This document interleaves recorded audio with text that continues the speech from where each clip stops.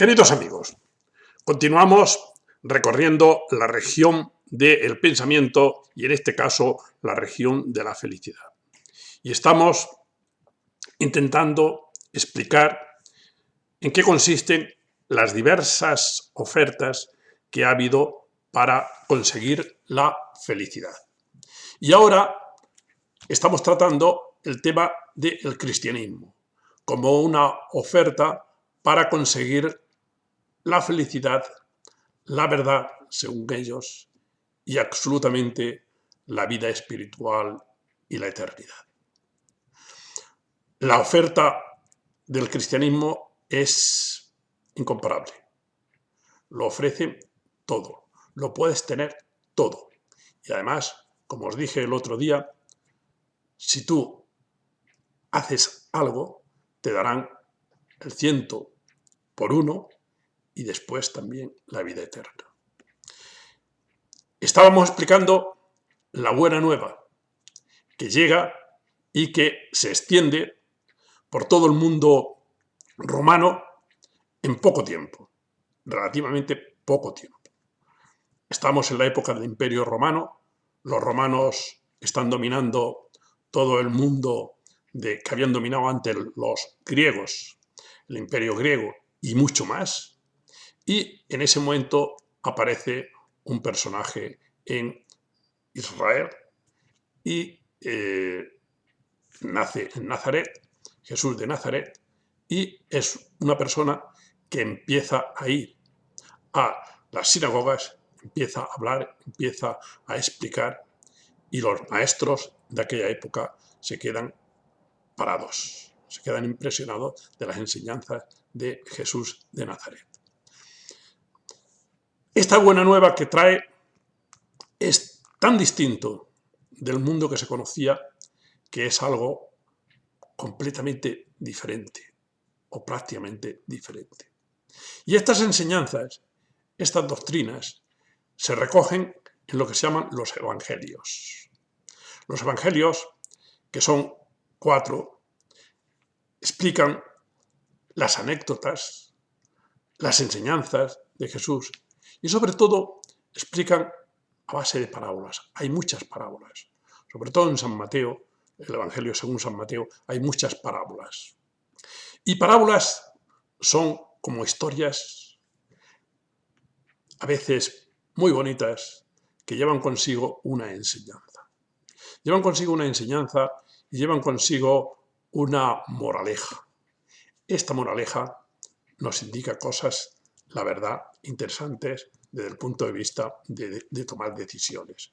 Voy a explicar solo una, porque hay muchas. Hay muchas. Está el hijo pródigo, está el buen samaritano, las 10 vírgenes, el mayordomo. En realidad hay muchas.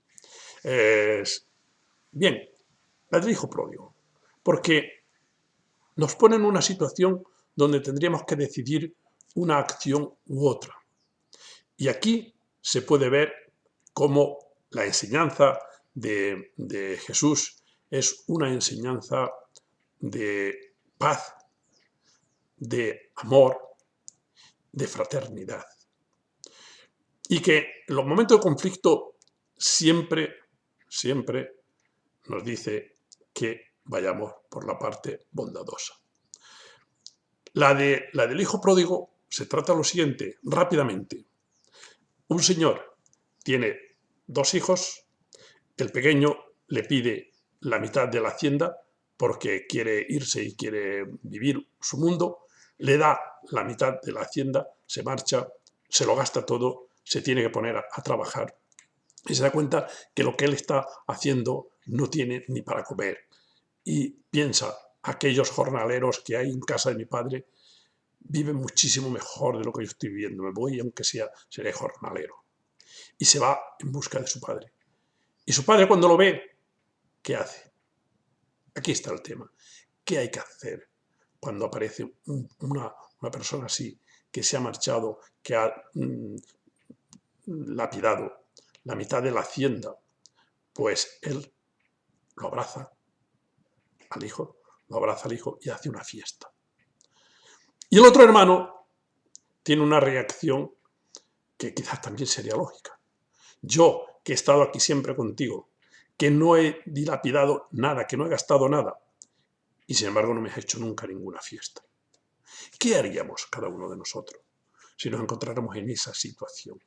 ¿Qué haríamos? ¿Cómo recibiríamos al hijo pródigo? ¿Cómo lo recibiríamos? Bien, aquí tenemos un ejemplo, tenemos una parábola que yo creo que es muy interesante. Bien, pero los evangelios están llenos, consisten en esto prácticamente, en enseñanza de Jesús, muchas veces a base de parábolas interesantes, bonitas, aunque todo de forma muy sencilla, con un pensamiento muy sencillo, con un desarrollo muy sencillo, pero que en realidad es un lenguaje que va dirigido al corazón, va dirigido al sentimiento y va dirigido a lo más íntimo de los seres humanos. Ahora bien, este estado que predican en el Evangelio exige unas cuantas cosas. Exige fundamentalmente una situación psicológica, una situación de un nivel de expresión de todo nuestro ser, de toda nuestra alma, de todo nuestro psiquismo. Y es lo que podríamos resumir: fe, esperanza y amor. Son las tres situaciones en las que tiene que vivirse para poder gozar de ese mundo que es el mundo que ofrece el Evangelio, y que ofrece Jesús y que ofrece el cristianismo. Pero aquí ya hay algunos problemas. ¿Qué es la fe? La fe que exigen. La fe es una creencia en todo esto, es decir, en que Jesús es hijo de Dios, en que Jesús resucitó después de 3 días de haberlo crucificado, y hay que creer en ello. Hay que creer en todas estas enseñanzas. Hay que creer en verdades reveladas. Esto se encuentra en el Evangelio, pero se encuentra fundamentalmente en los Hechos de los Apóstoles. Que los Hechos de los Apóstoles cuentan fundamentalmente las enseñanzas, las predicaciones y las cartas del apóstol San Pablo. San Pablo es un personaje que ya tiene una fuerza, tiene una dinamicidad y tiene un carácter entusiasta, incluso a veces, agresivo, y él cree que tiene una autoridad, y una autoridad que le viene directamente de Dios. Y esa autoridad la va a utilizar, y la utiliza de una manera potente. Y ahí es, en los Hechos de los Apóstoles, es donde se explican ya este tipo de cuestiones. La fe, la creencia, los dogmas, los principios, las esencias de lo que va a ser después el cristianismo. De tal manera que yo vería 3 momentos. Uno, los evangelios; otro, los Hechos de los Apóstoles; y otro ya, la creación de la Iglesia, lo que es la Iglesia. 3 puntos que habría que distinguir. Estamos hablando de los evangelios y por lo tanto las enseñanzas de Jesús. Estamos hablando de los Hechos de los Apóstoles, dirigidos de alguna forma y que ocupan un espacio enorme en San Pablo. ¿O estamos hablando de lo que es la Iglesia, lo que ha sido la Iglesia y lo que es la Iglesia? Son 3 posturas diferentes. En todo caso, tengo que decir, antes de hacer un análisis y alguna crítica a todo ello, tengo que decir que el testimonio más importante de la felicidad que ofrece el cristianismo, que ofrece la fe, que ofrecen los evangelios, que ofrece incluso la Iglesia Católica, el estar dentro de la Iglesia Católica, el testimonio más importante es la cantidad de millones y millones y millones de personas que han dicho que esta es la auténtica verdad y que esta es la auténtica felicidad. Yo no tengo ninguna razón para no creer en ello y para no creer en su sinceridad. Otra cosa es que podamos analizar su situación psicológica, porque lo hacen, qué es lo que buscan, qué es lo que encuentran. Bien, pero eso ya sería entrar en interioridades que yo en este momento tampoco quiero hacerlo.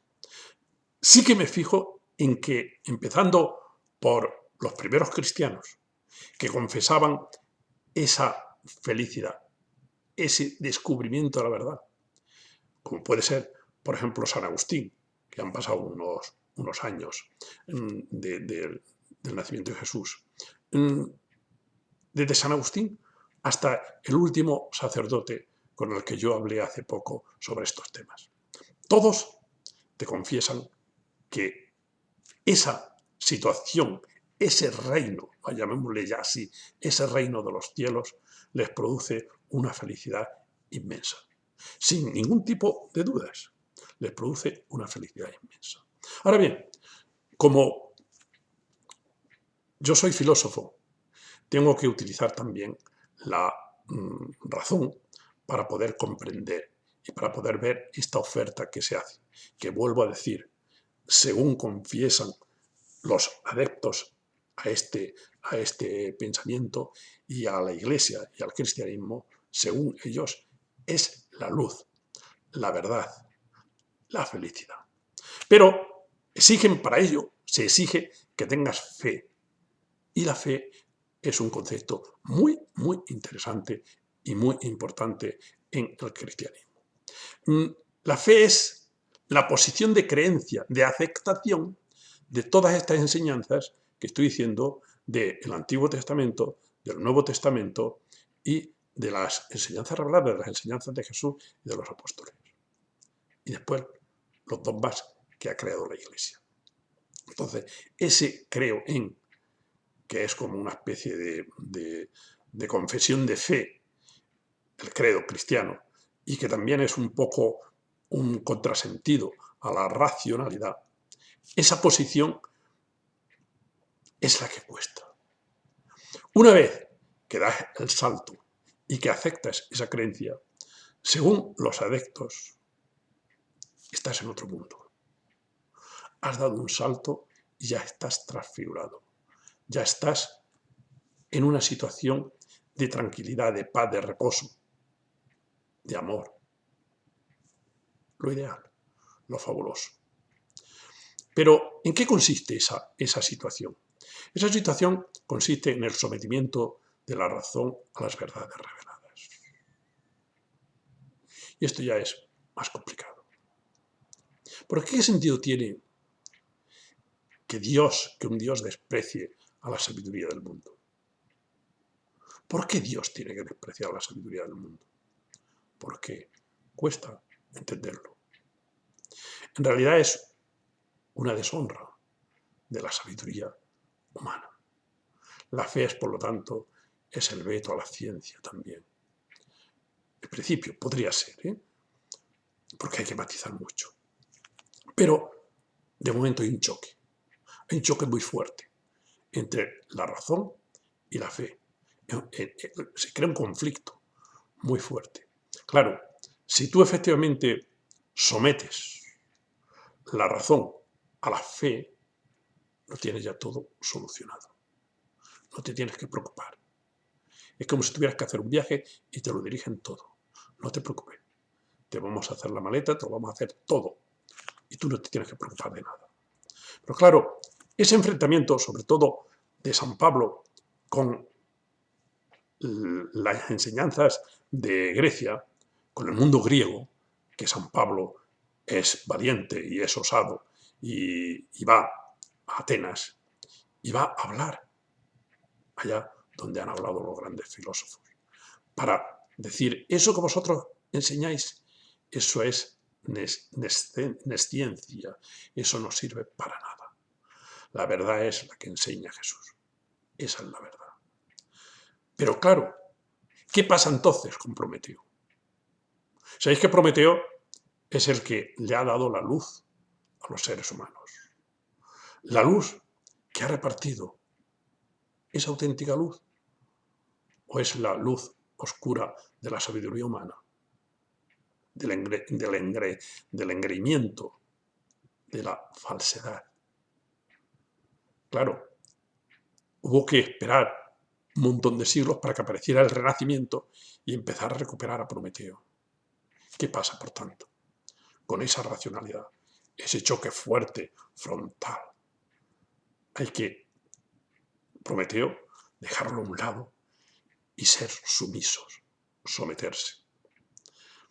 Y entonces predican cosas curiosas, como es que es mejor ser pequeño que grande, pobre que rico, humilde que soberbio, enfermo que saludable. Dentro de esas enseñanzas, sobre todo de San Pablo, se encuentran cosas como estas, que chocan con lo que es lo que nosotros llamamos la humanidad. Entonces, el tema es, tienes que renunciar a esa especie de valores de la humanidad, humanos, para ser evidentemente feliz, o puedes utilizarlos y servirte de ellos. Este tema se va a tratar en toda la Edad Media, se va a tratar de una manera muy seria. Entonces hay una posición que es la posición siguiente. Sí, en efecto, tú tienes que estar sometido, tu razón tiene que estar sometida a la fe. Y la fe está por encima de la razón. Pero la razón no es contraria a la fe. No, la razón es como la esclava que ayuda a la dueña. Entonces, lo que tiene que hacer es ayudar para comprender mejor. Y entonces lo comprenderá todo mejor. En el fondo, el razonamiento que se intenta utilizar en estos casos es el siguiente, que tiene su gracia y quizás también su importancia. Es el siguiente, vamos a ver. Una persona que sea razonable, que tenga una madurez de la razón, lo primero que se da cuenta es que esa razón que él tiene es limitada. Esa es la primera verdad, según ellos. Que la razón es limitada y que no lo sabe todo y que no lo puede todo. Y por lo tanto es razonable, es lo más razonable que existe, que esa razón la someta a los que efectivamente saben de verdad, es decir, a esas verdades reveladas, que la razón no ha sido capaz de entender, de comprender y de llegar a ellas, pero que Dios, con su inmensa bondad, las ha revelado a través de los profetas y a través de Jesús y a través ahora de los apóstoles. Entonces, esas verdades son las que hacen que sea verdaderamente razonable. Y por lo tanto, se llega a explicar que lo razonable, lo más razonable, es justamente someter a la razón. Ponerla como sumisa. Entonces, esto es también un poco complejo. En un mundo así, en el que uno debe de mirar dentro de sí. ¿Y qué es lo que encuentra dentro de sí? Que es otra de las enseñanzas, un poco complejas. ¿Qué es lo que encuentra dentro de sí? Pues encuentra dentro de sí, sobre todo, que él es finito. Y que él, como finito, es malo, insuficiente, pobre. Y que está en pecado. Y por lo tanto, como está en pecado, tiene que redimir ese pecado. Se pide, por lo tanto, que sufra, porque tú eres un ser que eres limitado y estás en pecado y tienes que sufrir por ello. Entonces, al sufrir, se hace imprescindible que haya un ser, que es un sacerdote, curandero, que te salve, que te marque el destino, que te pueda salvar. Por lo tanto, primero se predica la maldad, se intenta definir a la maldad y después se ofrece la salvación. Pero se ofrece la salvación. Yo no sé qué verdad profunda puede haber en estos conceptos. No lo sé. Pero lo que sí sé es que estas personas, muchísimas de estas personas, que dan este paso, han dicho que eso les produce la felicidad. Pero claro, aquí hay un rechazo de lo natural y se acepta lo sobrenatural. Pero claro, cuando se rechaza lo natural, también se pregunta uno, ¿qué sentido tiene? Que un Dios que ha creado la naturaleza ahora la rechace o la ponga en segundo lugar y entonces se mueva todo ese mundo en conceptos que parecen conceptos un poco abstractos y complejos, sino fantasiosos. Como es, por ejemplo, el concepto de espíritus, almas, Dios. Y todo el mundo entonces se mueve no por una causa-efecto, sino por unas cuestiones morales. Es decir, por castigo, por penas, queda por tanto destruido el presupuesto del conocimiento. A no ser que efectivamente aceptes este razonamiento que yo he dicho antes, que es el razonamiento de que la racionalidad más profunda es la que efectivamente somete a la razón porque sabe que no es suficiente. Pero con esta especie de destrucción del presupuesto del conocimiento, se comete, para mi entender, un crimen contra la razón. Por otro lado, claro, uno puede dar ese salto y es muy cómodo, pero hay gente que ese salto no puede darlo. No puede darlo, le cuesta mucho dar un salto de ese tipo. Aunque, vuelvo a decir que hay personas muy inteligentes, científicos, que efectivamente someten su racionalidad a la fe y viven esa fe con una profundidad. ¿Por qué? Porque es que en realidad tiene muchos atractivos. Tiene muchos atractivos. ¿Por qué tiene muchos atractivos? Porque el cristianismo ha reivindicado para sí los conceptos más nobles, incluso de la existencia del ser humano, como puede ser la verdad. Estos conceptos los han reivindicado, como es, por ejemplo, la luz, como es, por ejemplo, el concepto Dios, como es el concepto espíritu, como es el concepto sabiduría, como es el concepto vida y, sobre todo, como es el concepto amor.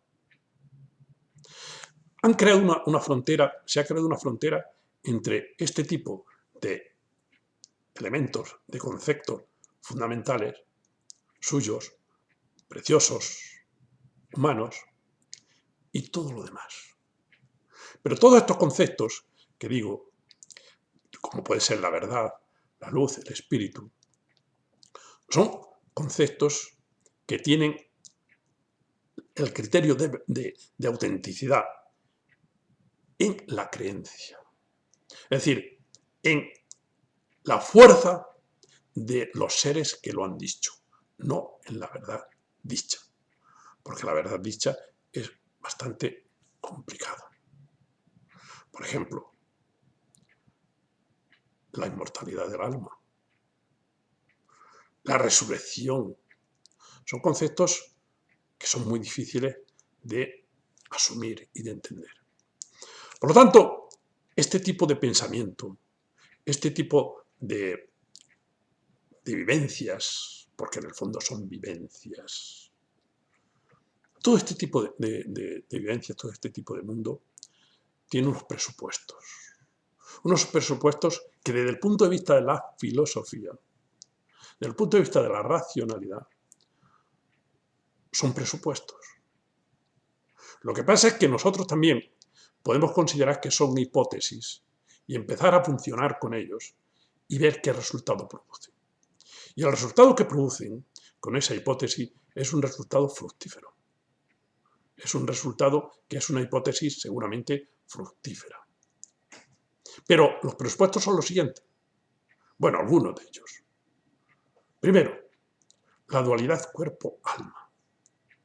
Es decir, la creencia de que el ser humano está dividido en dos entidades muy diferenciadas. Y que el cuerpo puede morir, muere, de hecho, pero que el alma no. El alma es inmortal. Entonces, dos afirmaciones, dos presupuestos. Primero, la dualidad del ser humano, tan radical, que esa la había predicado Platón, en efecto. Pero Platón había puesto argumentos más o menos determinantes para hablar de lo que él le llamaba el alma, de lo que él le llamaba esa entidad que permanece.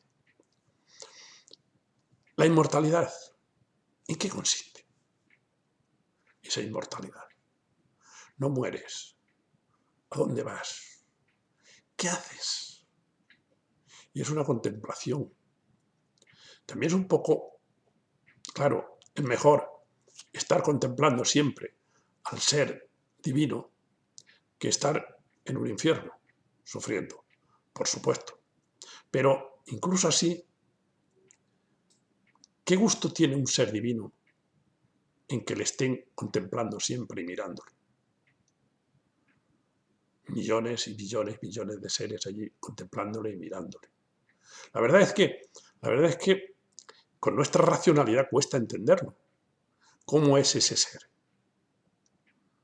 Porque un ser que tiene una racionalidad, digamos, las racionalidades humanas, eso le parecería un poco absurdo. Y además un poco de dominio absoluto de todo este tipo de cuestiones. ¿Qué sentido tiene? Bueno, pues esto es lo que se predica. Tú tienes que, la oración, tienes que contemplar, tienes que encontrarte. ¿Pero qué es eso? ¿Qué es la oración? La oración seguramente es la forma en la cual tú te vas convenciendo de que tus principios son los principios verdaderos. Claro, da por hecho también no solamente esta dualidad cuerpo-alma y la inmortalidad, sino que da por hecho también la existencia de Dios,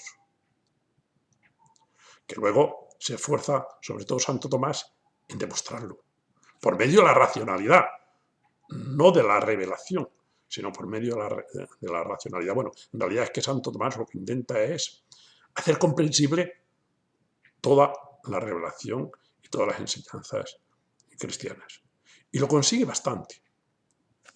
La resurrección también es una creencia, pero también presupone que existe esa resurrección y la ascensión a los cielos. Ese es el fin de los seres humanos. Y además predican el fin del mundo inminente. Otro punto de esa doctrina es que la maldad del mundo y la necesidad de salvación. Esto es muy interesante desde el punto de vista psicológico. ¿Qué sentido tiene que Dios haya creado unos seres ya que están en pecado, que son malos? ¿O qué sentido tiene que unos seres humanos piensen en un Dios que nos cree, que nos crea o que piensa que somos malos? Dan por hecho que el mundo debe ser salvado. ¿Pero salvado de qué? Del pecado. ¿Cómo es ese pecado? Yo creo que el mundo hay que salvarlo actualmente de muchas cosas, de muchas injusticias. El mundo tiene que ser salvado de desigualdades terribles. El mundo tiene que ser transformado. Pero ¿es esa transformación espiritual? Posiblemente. Yo no quiero. Ahí hay una oferta. Hay una oferta y ahí está. En tercer lugar, la responsabilidad personal si no se cree en Dios. Esto es muy serio. Si no crees en Dios, Eso es lo que predicaban y eso es lo que la Iglesia ha ido manteniendo a través de los tiempos y en algunos momentos muy duro. La responsabilidad personal si no se cree en Dios. Tú eres el culpable si no crees en Dios. Porque creer en Dios es algo que por naturaleza puedes llegar a ello. Por tu misma naturaleza de la racionalidad. Puedes llegar a ello y por lo tanto eres culpable. Con este presupuesto y este principio se cometieron atrocidades impresionantes en la Iglesia cristiana. De tal manera que hasta la duda era castigada. Si se dudaba en un momento dado de ese Dios, de estas enseñanzas, podía ser lapidado. Perfectamente. Y con este presupuesto de que efectivamente tú eres responsable, con este presupuesto se justificó también la conquista de América. ¿Por qué? Porque allí no creían en Dios y ellos eran responsables. Y por lo tanto justificaba el que nosotros pudiéramos enseñarles y pudiéramos dominarlo y pudiéramos, bueno, ser dueños de todo aquello. Otro de los conceptos es el concepto de gracia, que yo creo, los elegidos, que yo creo que está en una especie de contradicción con lo anterior. Tú eres la responsabilidad personal si no crees en Dios, pero por otro lado, el creer en Dios es un concepto de gracia, es decir, es una gracia divina. Son unos cuantos, son los elegidos, que Dios ha elegido porque les ha dado su gracia, para ser efectivamente dignos de todo ello. Por un lado, tú eres responsable si no crees en Dios, y por otro lado, es una cuestión de gracia. Es que nosotros somos los elegidos y a nosotros ha tenido Dios esa gracia. En quinto lugar está el concepto del reino de Dios, que se identifica con la vida del Espíritu. El reino de Dios es una experiencia en un corazón. Pero claro, es una experiencia, y es una experiencia dichosa, es una experiencia profunda, y según millones de personas, una experiencia de verdad y de felicidad. El reino de los cielos está en todas partes y no está en ningún lugar. Por lo tanto, desde el punto de vista de la filosofía, el concepto de tiempo y el concepto de lugar, y el concepto de experiencias concretas, espirituales, cambian un poco. ¿Qué es el tiempo? Si el espíritu no tiene tiempo. ¿Qué es el lugar si no hay lugar? No ocupa lugar. Son conceptos que te transforman la manera de hacer filosofía. Después está la creación de una iglesia que es como una sociedad espiritual que continúa con fuerza. Se nace de nuevo, y se nace de nuevo, pero no de la carne, sino del espíritu. Es un renacimiento, es una forma de nacer. A veces, creo yo, se le llama a Dios a nuestra propia voluntad. San Pablo, llama Dios a su propia voluntad en montones de ocasiones. Y esto es muy serio, porque es el enfrentar lo natural con lo sobrenatural. La sabiduría griega queda ignorada, es ignorancia. Y esto, para mi entender, es muy grave. A ver, que quede claro todo lo que estoy diciendo. Estoy intentando hablar en voz alta de mis reflexiones, de mis pensamientos. Pero sigo afirmando que ese mundo, ese salto del espíritu, ese mundo de la fe, la esperanza y el amor, son mundos que, según millones y millones de personas, dan la auténtica felicidad. y son la auténtica realidad. Y lo demás son puras ficciones. El mundo es pura ficción, el cuerpo es pura ficción, nosotros somos pura ficción. Todo esto, todo este mundo que está sostenido no solamente por la fe, sino también por la esperanza. El cristiano vive con la esperanza de tener un mundo, de tener la salvación, de tenerlo todo. Y sobre todo, con un concepto fundamental que es el concepto del amor. Y este concepto sí que lo predican. Se predica en los evangelios y lo predica también San Pablo de una manera extraordinaria. Pero el concepto del amor es un concepto en el que ya entra la fuerza, la ilusión, el entusiasmo, la garra. Y todo este movimiento es el que hizo que aquellas personas, aquellos primeros cristianos, fueran tan audaces, fueran tan valientes, tuvieran esa energía, además, que yo no la niego, de que podía ser una energía divina que Dios efectivamente les daba, porque los apóstoles reciben una lengua de fuego, que es la lengua de fuego del Espíritu Santo, que les ilumina y les llena de energía y les llena de espíritu sobrenatural. Todo este mundo tiene unos atractivos que es cuestión, y aquí está el misterio más maravilloso, de libertad. Hay personas que efectivamente dan el salto, sometiendo su racionalidad a esta fe, a estas verdades, y otros se mantienen en un sentido de respeto, pero con una especie de un cierto escepticismo ante este mundo que se presenta tan maravilloso. En todo caso, aunque fuera solo una hipótesis, aunque Dios solo fuera una hipótesis, seguramente es una hipótesis genéticamente rica. Porque es verdad que en toda la Edad Media que se vive este mundo, que se viven estos pensamientos y que se vive esta fe, está controlado. La razón está controlada.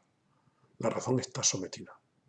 Pero también es verdad que se crean obras de arte maravillosas, que se vive con unas experiencias extraordinarias, increíbles. No digamos la música, el arte, las iglesias que se hacen, total. Todo ello tiene un valor que hay que meditar y no es tan fácil. Pero aquí está la grandeza del ser humano. La fe es una cuestión de libertad. Y por lo tanto, yo he explicado un poco en qué consiste este mundo y las objeciones que se le pueden hacer a ello. Bien, que seáis muy felices y que encontréis de verdad la luz, la paz y la tranquilidad en vuestra racionalidad, en vuestros valores naturales o en esos valores que ofrece el cristianismo, que son los sobrenaturales. Muchas gracias.